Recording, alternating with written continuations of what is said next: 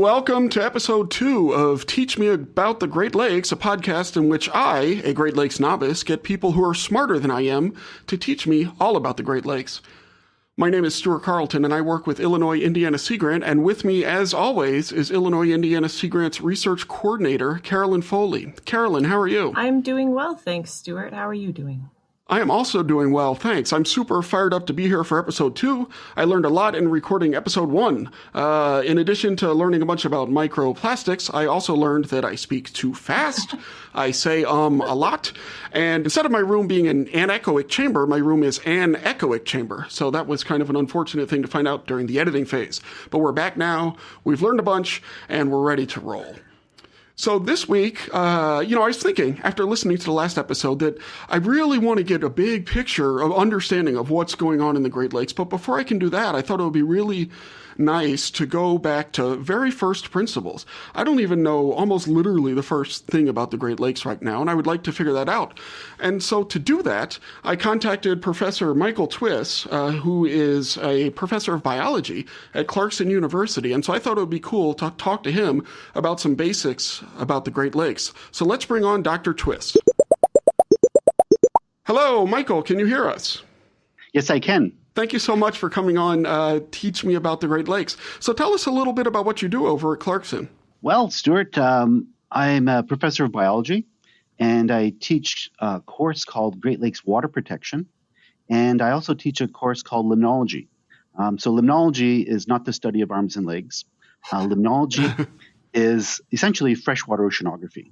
So it's the study of lakes, rivers, and wetlands. And I also teach microbiology on the side and botany.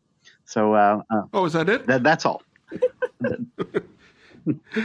So how are those connected? Limnology is like freshwater oceanography. Mm-hmm. Is that mainly about lakes, or is that about so the rivers? How are those connected? Are they very similar? Because I took a stream ecology course, but nothing in limnology. Right. Yeah. So stream ecology would be part of limnology. Just like oceanography has physical, chemical, and biological components, limnology has the same. So there are physical limnologists, there are chemical limnologists, and biological limnologists. So in my course that I teach all those three components because you need to understand all of them in order to understand your lake or your river or your stream.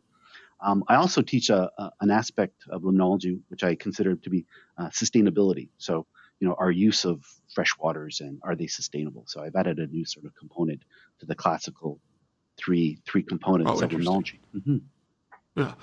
So it seems like you're just the right person then to go into this topic. So thinking about the Great Lakes, it occurred to me that I don't even know where they came from, right? These are huge bodies of water.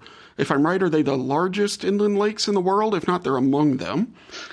They're the largest system. They're the largest system of freshwater lakes. So from the point of view of surface area, they connected all together. They create the largest freshwater system on the surface of the earth. There's one other lake called Lake Baikal in Russia. Okay.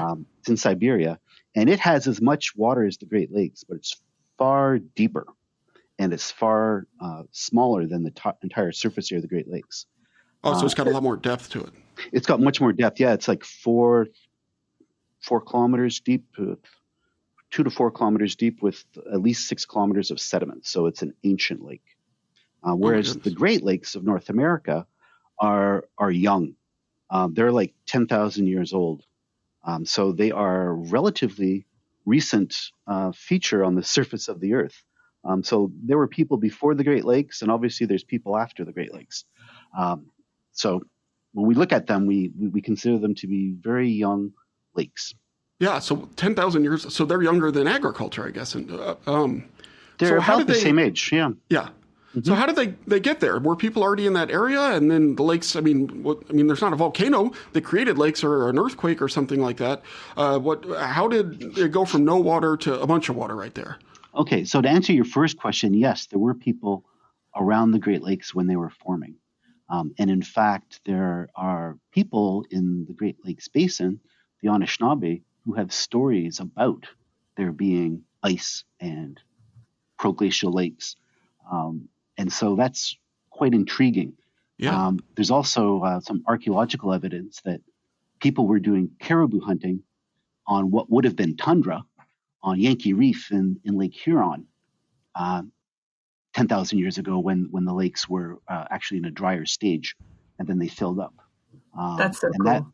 that is pretty awesome. So we consider water level changes to have a real big impact on how we interact with the lakes nowadays. But when you think about it, there are people that were living there and they adapted to that water level change, which is quite drastic. That's like 50 meters.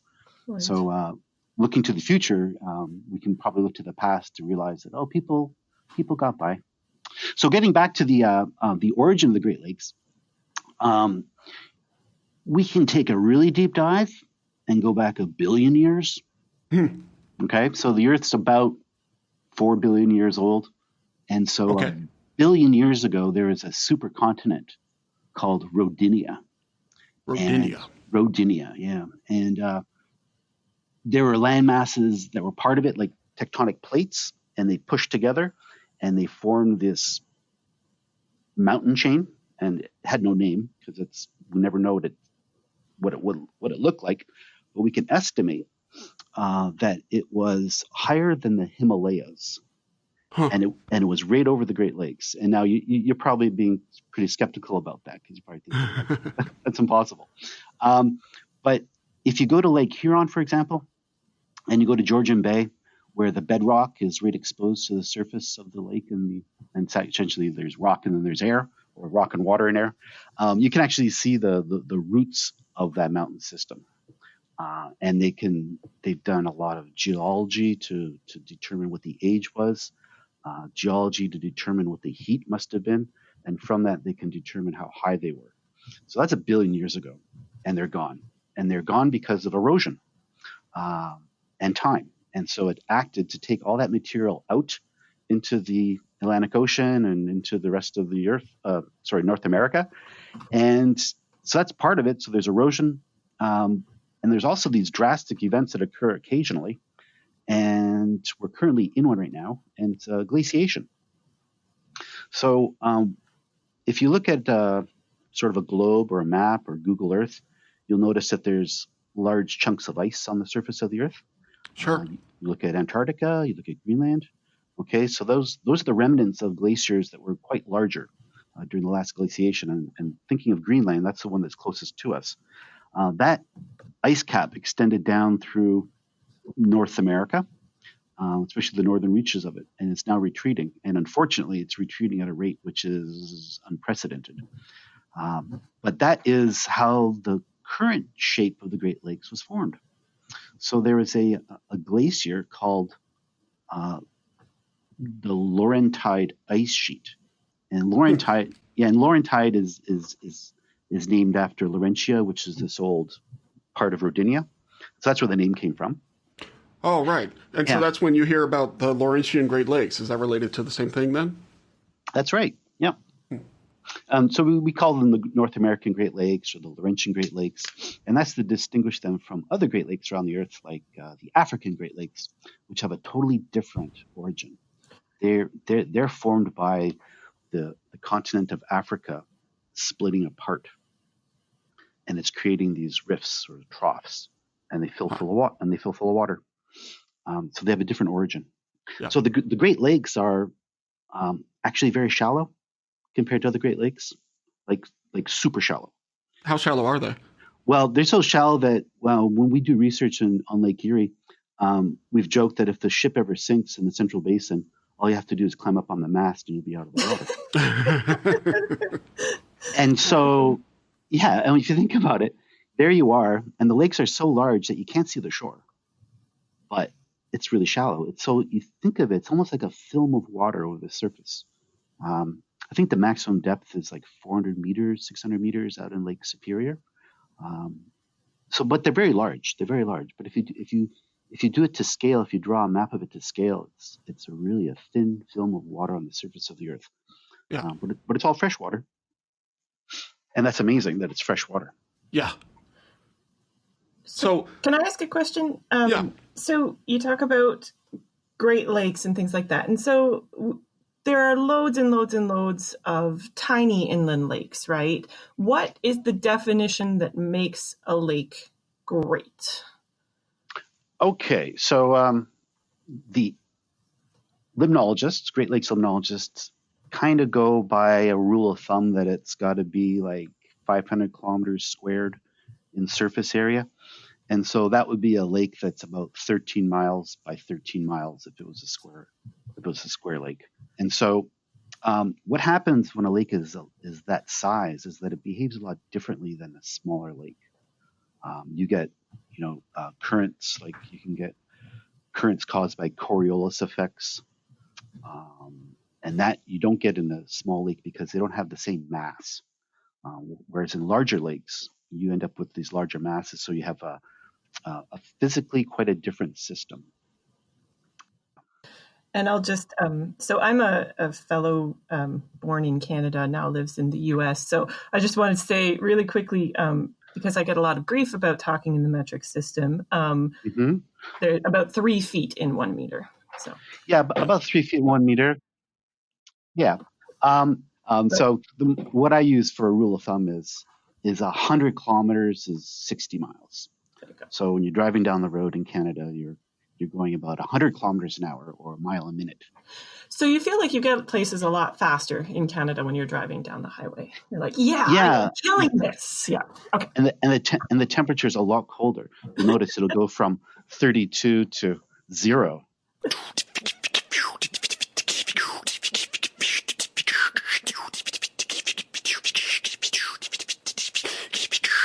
I'm also going to talk a bit about the Silurian Sea. Now, the Silurian Sea was after the mountains were long gone, about 600 million years after that. And I'm hoping I'm not putting you guys to sleep like a fairy tale or something. But no, I think this is fascinating. Okay, the Silurian Sea was an inland sea, and it was created around 440 million years ago, and we can see the remnants of it today. In fact, if you look out your window right now, you can probably see some remnants of it as well. And I'm talking road salt. Ah. Yeah. So right now the wind is blowing so hard in West Lafayette that I think all of the road salt is blown into the Silurian Sea. But I know what you mean. Okay. So the Silurian Sea was an inland sea, very warm. It was before dinosaurs. There's a lot of aquatic life like corals and all sorts of creatures. And the deposits of the Silurian Sea are now found as limestone deposits all around the Great Lakes. So Manitoulin Island is all this old limestone that was formed back then. Niagara Falls, the limestone there that's the water cascades over, is the remnants of the Silurian Sea. And if you look out on the map of the Great Lakes from Michigan down and around up through Ohio, Pennsylvania, and then it's New York, and then up the Bruce Peninsula, and then over to Manitoulin Island, it's like a circle. And that's the basin of the Silurian Sea. So all those deposits of creatures that created the limestone are left now as rock. And below it there are deposits of salt and also deposits of oil and gas. And so if you're going through Michigan, it's flat as a board on the lower part, like around Saginaw Bay, and that's kind of like the middle of the sea. And they pump for oil there. They pump for oil in southwestern Ontario, and that's because these organisms that lived in that sea for millions of years died and were buried and created oil deposits. And the evaporation left salt deposits, which we mine and we actually distribute all around to control our roads for winter management. Unfortunately, it's so if there's all this salt there, why aren't the Great Lakes saline? Why aren't they filled with salt water? That's a good question. Actually, in Saginaw Bay, salt does diffuse out of that salt deposit into the water above, but the rate of diffusion is really low. Okay. And we get a lot of water in the Great Lakes, a lot of water through rain. And so we talk about these glaciers that melted. Well, that water is long gone because the water in the Great Lakes only hangs around 600 years, which is a long time for us. But on a geological timescale, that water is has come into the lakes and flowed out. The reason why they don't get salty is because the Great Lakes are exorheic. So I'll repeat that word again, exorheic. And what does it mean? Well, it means that limnologists make up lots of words for things. But an exorheic lake is a lake that is connected to the ocean. So if you think of the Great Lakes, they're connected by rivers, the St. Mary's River, the St. Clair River, the Detroit River, the Niagara River, and all the water eventually flows out naturally through the St. Lawrence River to the North Atlantic Ocean. Okay, if you think of Lake Baikal, has a river that flows north into the Arctic Ocean. Lake Geneva is a great lake between France and Switzerland, the Alps, and it flows out through the Rhone. And so those are exorheic lakes. And so because of that, the water flows in and flows out. There are some lakes, however, that are we call endorheic. And so the water doesn't flow out of them. The rivers flow in and then it doesn't connect to the ocean and it doesn't seep down into the earth. And so water just evaporates. Great Salt Lake out in Utah is an example of an endorheic lake where the rivers and streams flow into it, but there's no connection to the ocean. The water evaporates and all the dilute salts that are in the streams eventually concentrate in the lake, making it salty. And if you go out to the Middle East, there's the Sea of Galilee, or Lake Kinneret, which is an exorheic lake because the water flows out the River Jordan down into the Dead Sea. And in the Dead Sea, there's no connection to the ocean. The water just stops there and it evaporates. And that's a really super salty lake. Wow. This is awesome. This is like we're getting our own personal limnology course. This is really nice. And I'll put some links to some of these terms in our show notes so that you can read about them. And if you want to see our show notes, you can go to teachgreatlakes.transistor.fm/2 and check out the show notes and links there. So with all of these different lakes, we have some that leak out, some that flow out into the ocean, not leak out, some that get leaked into. Well, they all get leaked into, I guess, at a minimum by the fish.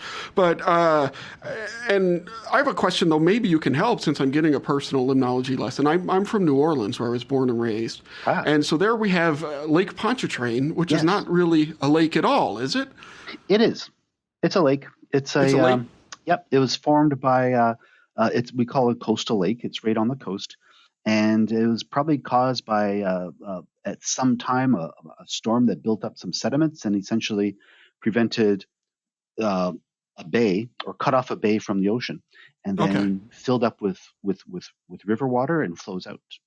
Oh, interesting, because it's fairly saline. We called it brackish, but I mean you can catch sea trout and stuff like that. Yeah, it's in between, so it's on its way to becoming a lake unless a storm breaches it.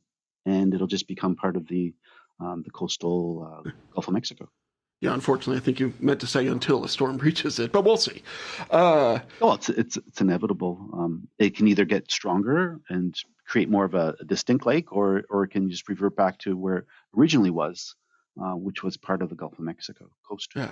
So the Great Lakes, about 10,000 years ago, is when, if I'm getting this right, the glaciers melted and they caused the Great Lakes to sort of fill up where the Silurian Sea was. Is that kind of the short version of the story? The Silurian Sea deposits make up some features of the Great Lakes. Okay. But they're a lot softer rock than the granite that makes up the Canadian Shield, which is the northern portions that are exposed, and they were exposed by the actions of the glaciers. And if you think about it, glaciers where I'm sitting here, the ice was predicted to have been 2 kilometers or about a mile high above my head. Huh. Yeah. And so when it moves, it really pushes a lot of things around. And so that's a lot of mass, and it's moving quite slowly, but it's very effective at crushing rock and moving it around. And all around the Great Lakes, you see that.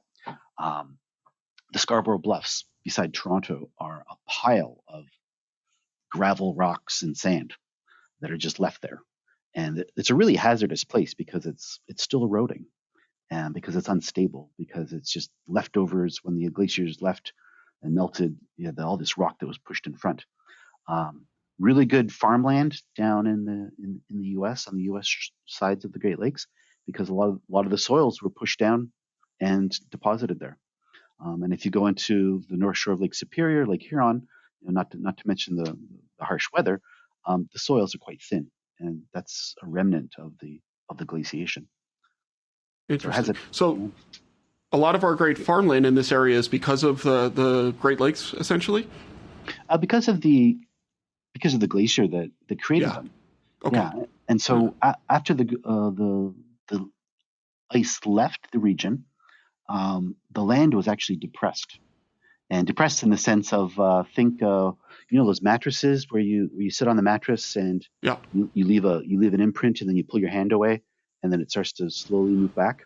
That's the same thing. That's the same thing that happened here, except it's in super slow motion, and it's still occurring. And so there's this what we call isostatic rebound, and so the lakes are actually, and the land is moving and rising at different rates around the Great Lakes Basin. And that really affects the water levels a lot because, as I mentioned earlier, the Great Lakes are very shallow. Yeah. And so your shoreline can just move up a little bit, and all of a sudden you've got either more land exposed, and somewhere else it'll go down, and you've got less exposed. So it's quite an impact that it's having and still having. So we're kind of we're recovering, I guess, from the last glaciation.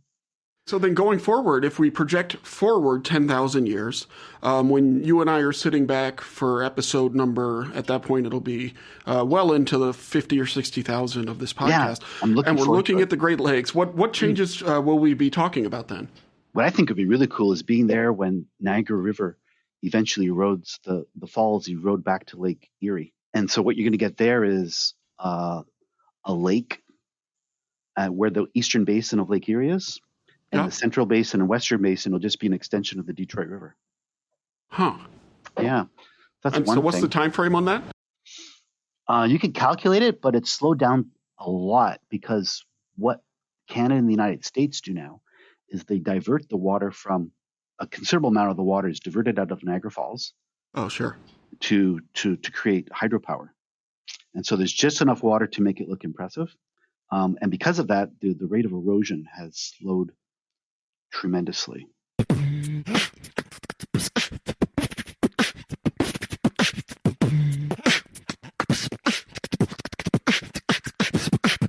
So I can't let you go without asking about, I think, what something that might be your favorite part about the Great Lakes, which is they also have a lot of hockey teams. I go to your, I went to your website, and I think hockey was mentioned on there at least 26 different times. So in 2 minutes, I know nothing. Well, actually, here's what I know about hockey. For a very little while in New Orleans, they had a minor league hockey team, the New Orleans Brass, and I used to sell beer at the New Orleans Brass games. And so I sold a lot of beer, but didn't necessarily watch a lot of hockey. And it was minor league hockey anyway, so it was mainly scoring goals and fighting, which...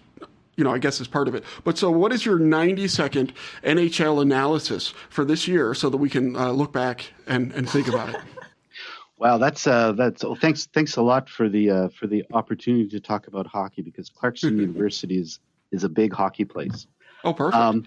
But I'll tell you the truth, Stuart. I skate around 80 games a year, and so that's what NHL players skate. Right. But I spend most of my time as a USA hockey referee. Oh, really? So, yeah, and so my side gig on weekends. I'm doing a game tonight. Yeah, that's crazy. Hold on, this now has to extend a little bit longer. So, as a hockey referee, so USA Hockey, what level of hockey is it that you ref? Right now, I primarily do midgets and bantams and peewees, and tonight's I got a squirt game, so ages 8 to 18, and I do women's 19U games. It's all great fun, and fighting is not part of the game. Fighting, there's rules against fighting, and so if people even swing, they're out of the game. So it's we keep a pretty tight ship. Yeah, and nobody wants to watch a bunch of 8-year-olds throwing down on the hockey. Well, some of them tried to do it, but they got to learn that there's a different what we call standards of play, rules of play. Yeah. So it's a beautiful game. And it's so fun to watch kids out there being really healthy and having a good time, good sport. Yes, I was in Texas for a while working for Texas Sea Grant, and there were significant culture of, people are really into like Pee-wee football and 8-year-old football in a way that is very Texas, shall we say. Do you find the same sort of intensity around the young hockey too? Yes. Hockey in this region is very big. And so it's pretty intense. We have, the Montreal Canadiens play 2 hours away from where we are here. Okay. The Ottawa Senators play an hour and a half away from us. And so, there's a lot of hockey. There always has been traditionally. They've been playing hockey here since the early 20s. Huh. So I guess we're getting up to 100 years of collegiate hockey here at Clarkson. Wow. Yeah. Was Clarkson any good? Are y'all good? The men have never won the NCAA. However, our women, since I've been here, they started a team and they've won the national championship 3 times. Wow. Yes, and so we're pretty proud of them. They are amazing athletes. Yeah, I can imagine. Well, we'll put a link to that in the show notes as well. My university would love that. And Carolyn, where are you from? I'm from just south of Windsor, so Amherstburg, which you might actually know Amherstburg because of Silver Lakes. Yeah. Yes, that's the Griffin. Actually, it's its base at the Coast Guard base there. Yeah, Amherstburg. Mm-hmm. Yep, I used to ride my bike down there and just sort of look at it longingly. So, And so growing up, it was you either rooted for the Red Wings or the Leafs. And I'm very much on the Red Wings, man. God bless you. It was because I started following them in the mid-90s when they were really good. So. That's so cool. I moved to Canada in 1967, and we moved to Quebec City. And then we moved to Northern Ontario. And when we got to Northern Ontario, this town is either all Canadians fans, the French people, or you're all Leafs fans, which are the English people. And so even though we're Americans, my dad said, well, we just came from Quebec, so why don't you cheer for the Montreal Canadiens? And so I ended up hanging around with a totally different crowd. Yeah. That's fantastic. It was all good. That's fantastic. So how did you, I don't know how long we should prolong this, but how did you get into hockey refereeing then? So you must have liked to play, right? And enjoyed. Yeah. I mean, then I was a bit of a moron as a teenager. I stopped playing in bantams because I liked to fight, and I did that, but other guys were bigger than me, and so that's I kind of stopped doing it then because it's just wrong. And then I started playing again at Trent University, and that was intense because it was intramural, but it was contact hockey. It was body checking. And then I moved down here, and folks here play like Monday nights, the faculty, and so I got into it. And then one day someone asked me to help out with refereeing an ROTC game, Army versus Air Force here on campus. And I said, I could ref. I know how to skate. So I did it, and I got hooked. And I'm in my 7th year now. And it was really awkward when I first started because, as an older person and you're a referee, people think, oh, you're experienced. But there's a lot to learn in how to referee and how to control people, manage the game, know all the rules. But primarily, it's just keep it safe. If you do a sport, you should consider being refereeing it because you get to. I get. I'm a softball coach. I coach my daughter's softball team, and I was in a non-competitive league. And I would like to point out that we won every game. But wow, you're very humble. You're very humble. Yes. Well, I mean, I don't think it's not humble to point out the truth, which is that we won every game in our non-competitive league. And, you don't need to be, it's just the way it is. Facts are facts. Okay.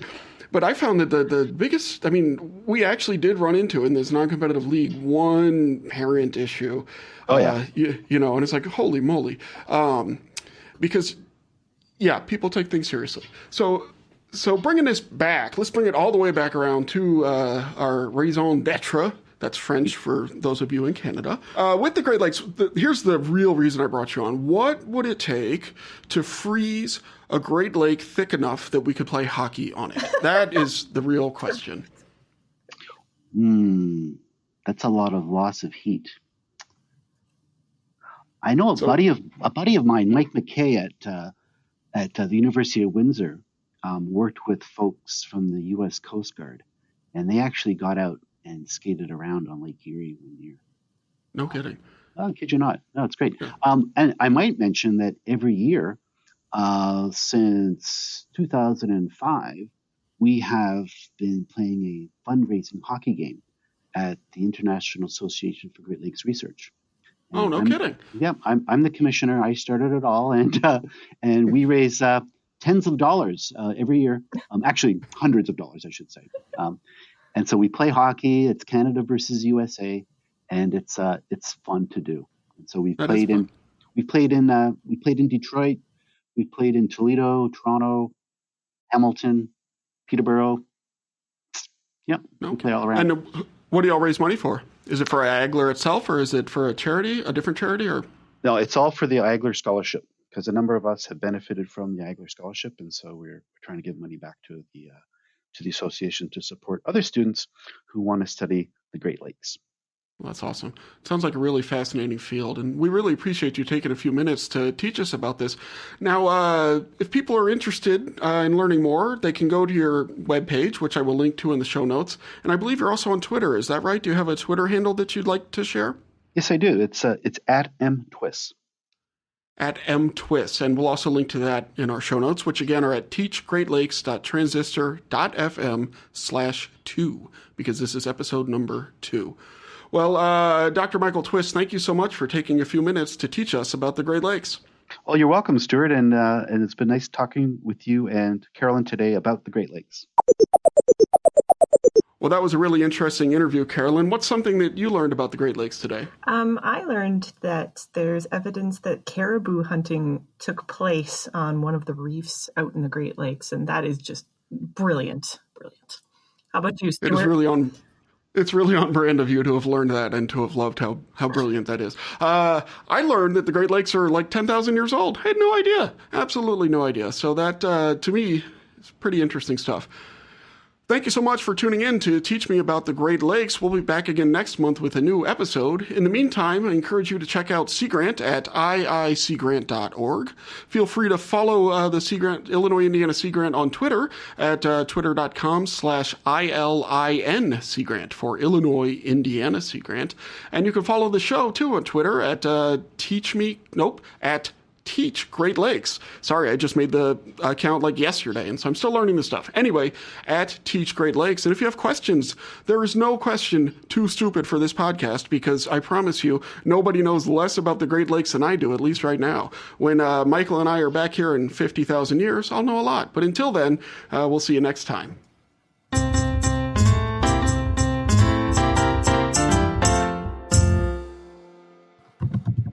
Thank you.